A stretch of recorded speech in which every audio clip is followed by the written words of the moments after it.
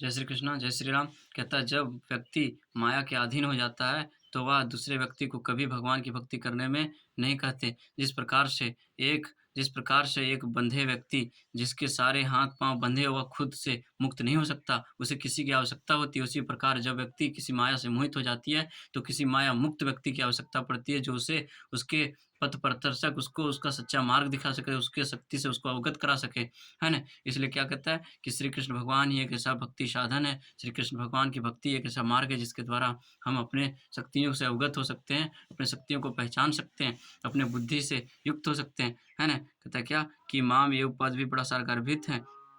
कहता है क्या कि भाव यह है कि ब्रह्मा और शिव भी माया के अधीन है, माया से स्वामी एकमात्र श्री विष्णु हैं। कहता है क्या कि माया के अधीन भगवान शिव भी हैं और भगवान ब्रह्मा भी हैं, लेकिन श्री कृष्ण भगवान जो है परब्रह्मा हैं, जो परमपिता परमेश्वर हैं, वह सदा सर्वदा के लिए अपने माया से मुक्त हैं, है ना? आगे कहते हैं श्री कृष्ण भगवान कहते हैं संपूर्ण जीवों को मुक्ति देने वाले निसंदेह श्री विष्णु हैं। कहता है जो अपने जीवन से त्राण चाहता है, जो अपने जीवन से मुक्त होना चाहता है, उसे श्री कृष्ण भगवान विष्णु की है ना, आश्रय अवश्य लेना चाहिए। माया द्वारा हरे हुए ज्ञान वाले आसुरी स्वभाव को धारण किए हुए मनुष्यों में अधम और पाप कर्म करने वाले मूढ़ मेरी शरण नहीं लेते। कहता है जिसके ज्ञान को माया ने हर लिया है, वह व्यक्ति कभी भी है ना, वह व्यक्ति कभी भी मुक्त नहीं हो सकता अपने जीवन से। आगे कहते हैं श्रीमद्भगवत में कथन है कि भगवान श्री कृष्ण चरणारविंद के शरण में जाने मात्र से जीव माया के कठोर नियमों को लांघ सकता है। कहता है जो श्री कृष्ण भगवान की भक्तिमय मार्ग में चला जाता है, जो अपने नित्य निरंतर श्री कृष्ण भगवान का स्मरण करते हैं, अपने आत्मा में उसका है ना नित्य निरंतर स्मरण करते हैं, है ना, उसकी भक्ति करते हैं, वह व्यक्ति सदा सर्वदा के लिए माया से मुक्त हो सकते हैं, अपने ज्ञान से युक्त हो सकते हैं, अपने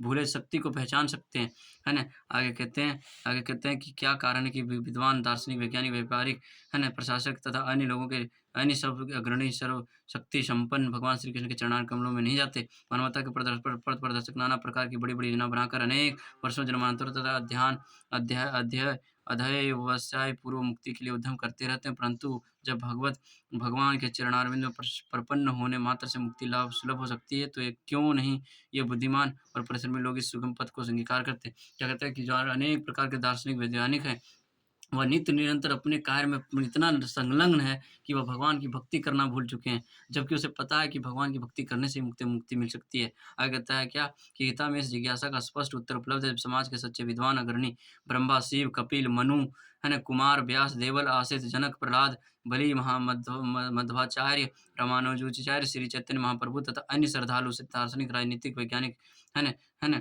अन्य श्रद्धालु दार्शनिक, राजनीतिक, वैज्ञानिक, शिक्षक आदि सर्वशक्तिमान है ना, परमेश्वर श्री कृष्ण के चरण कमलों की शरण अवश्य लेते हैं।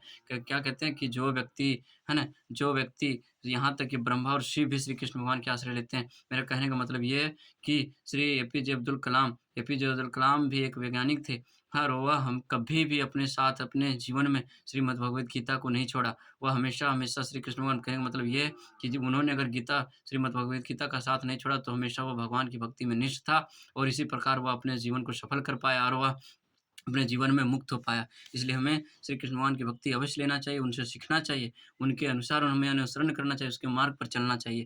कहता है क्या कि आगे कहता है कि शक्तिशाली माया शक्तिहीन अधीश्वरवादियों की योजनाओं का प्रतिकार कर योजना आयोगों के ज्ञान को ध्वस्त कर देती है। कहता है क्या कि बहुत सारे माया के अधीन हुए व्यक्ति, आसुर स्वभाव वाले व्यक्ति, अनेक प्रकार से जो सत्य व्यक्ति हैं, जो भगवान की भक्ति करते हैं, उसको उनको योजनाएँ बनाकर नष्ट करना चाहते हैं, उसको योजनाएँ बना कर के और उसको उसको उसके पद से भ्रष्ट करना चाहते हैं, परंतु वह कभी भी अपने योजनाओं में सफल नहीं होते, क्योंकि उसके ऊपर श्री कृष्ण भगवान, है ना, सब प्रकार से देखते हैं। आगे कहते हैं कि गीता में स्पष्ट कहा है कि माया शक्ति पूर्ण रूप से परमेश्वर श्री कृष्ण के नियंत्रण में कार्य करती है, उसका कोई स्वतंत्र प्रभुत्व नहीं है। जिस प्रकार छाया पदार्थ का अनुसरण करती है, माया भी वैसे ही कार्य करती है ना?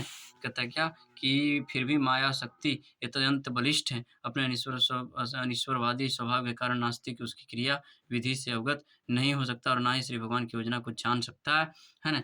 आगे कहते हैं कि दुष्टों के 4 वर्ग हैं। 4 वर्ग कौन-कौन से हैं? पहला है मूढ़ जो व्यक्ति क्या है, जो व्यक्ति गुलामों की तरह, है ना, गुलामों की तरह किसी किसी के आश्रय में रह कर के नित्य निरंतर क्रिया करता है, उसके लिए कर्म करता है और वह एक पशु के समान कार्य में प्रवृत्त रहते हैं, परंतु उसे ये पता नहीं कि कौन-सा कर्म करने से मुझे मुझे मुक्ति मिल सकता है। वह थोड़ी-सी मदिरा के लिए, थोड़ी-सी सुख के लिए, थोड़ी-सी धन के लिए दूसरों की गुलामी करना पसंद कर लेते हैं, परंतु उसे ये पता नहीं होता कि किसकी प्रार्थना करने से, किसकी सेवा करने से, किसके अधीन रहने से मुझे मुक्ति मिल सकती है ना?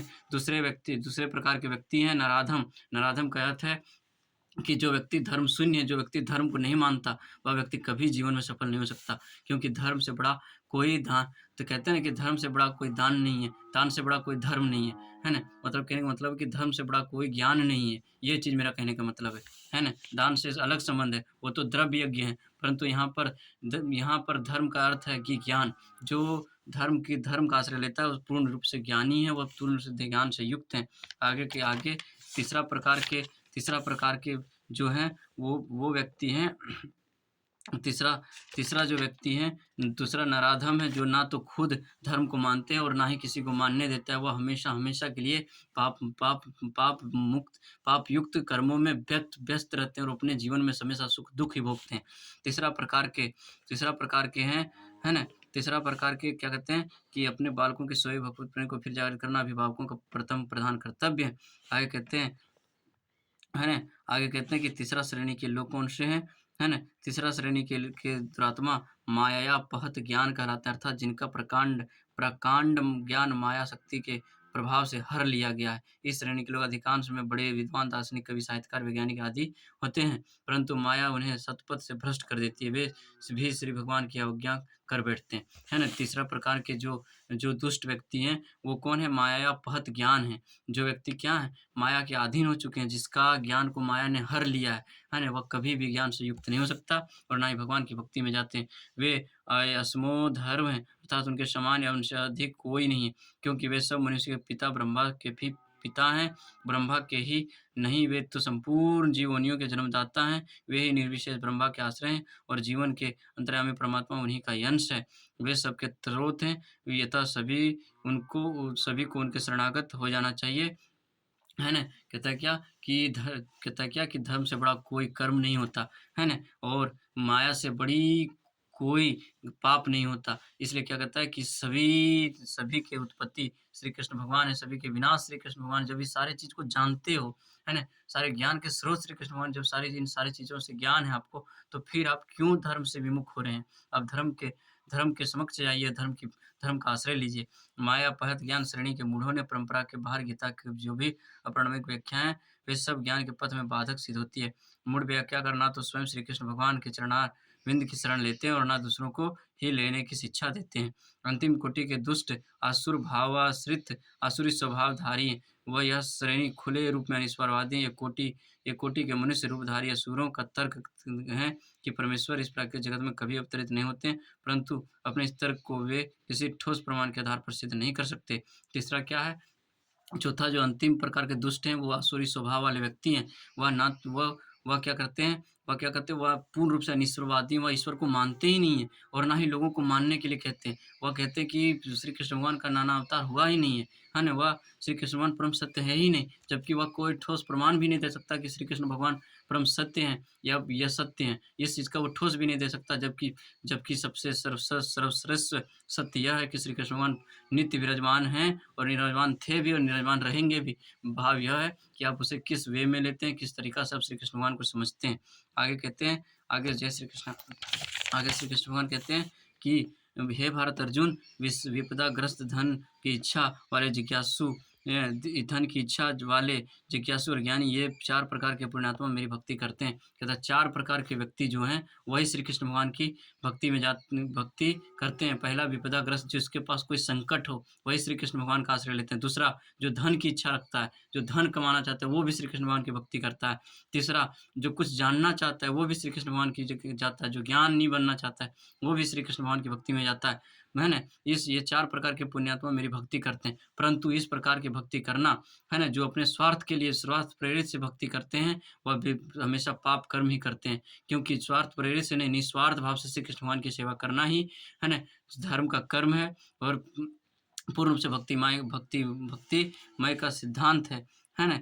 और आगे कहता है क्या कहता है कि सकाम कर्म अथवा ज्ञान द्वारा किसी सांसारिक लाभ की अभिलाषा से मुक्त होकर अनुकूलतापूर्वक भगवान श्री कृष्ण की प्रेम पूर्वक दिव्य सेवा करनी चाहिए। इसी का नाम शुद्ध भक्ति है। जो पूर्ण रूप से निस्वार्थ भाव से श्री कृष्ण भगवान की सेवा करता है, वही भक्ति भक्ति है।